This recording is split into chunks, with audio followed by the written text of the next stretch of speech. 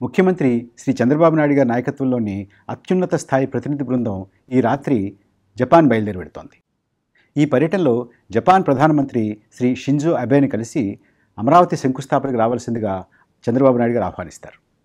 గత నవంబర్లో శ్రీ చంద్రబాబు నాయుడు జపాన్ పర్యటన చేసినటువంటి విషయం మనందరికీ తెలిసిందే. ఆ పర్యటనలో అనేక సంస్థలతోటి ఆయన మాట్లాడారు. ఆంధ్రప్రదేశ్లో పెట్టుబడులు పెట్టాల్సిందిగా వారందరినీ ఆహ్వానించారు. గత పర్యటనలో సాఫ్ట్ బ్యాంక్ చైర్మన్ మాసాయుషి సోని కూడా కలిశారు. ఆయన ఈ మధ్య హైదరాబాద్ వచ్చి ముఖ్యమంత్రి గారిని కలిశారు. దానికి ఫాలోఅప్గా ఈసారి మళ్ళీ వారిని కలిసి ఆంధ్రప్రదేశ్లో ఉన్నటువంటి సౌర పవన విద్యుత్తు అవకాశాలని వారికి వివరించి చెప్తారు. నవంబర్ పర్యటనలో జైకా, మయోజావా, MITI, Soft Bank, JBIC, JETRO, Bank of Tokyo, Fuji, Sumitomo వంటి అనేక పారిశ్రామిక దిగ్గజాలని, వాణిజ్య దిగ్గజాలని ముఖ్యమంత్రి గారు కలిశారు. ఈ పర్యాయం గతంలో చేసుకున్నటువంటి ఎంఓయూల మీద ఫాలోఅప్గా ఏం చేయాలి, అక్కడ వారు ఏం చర్యలు తీసుకోవాలి, ఇక్కడికి వచ్చి మన ప్రభుత్వం ఏం చర్యలు తీసుకోవాలనే విషయాల మీద కూడా లోతుగా చర్చిస్తారు.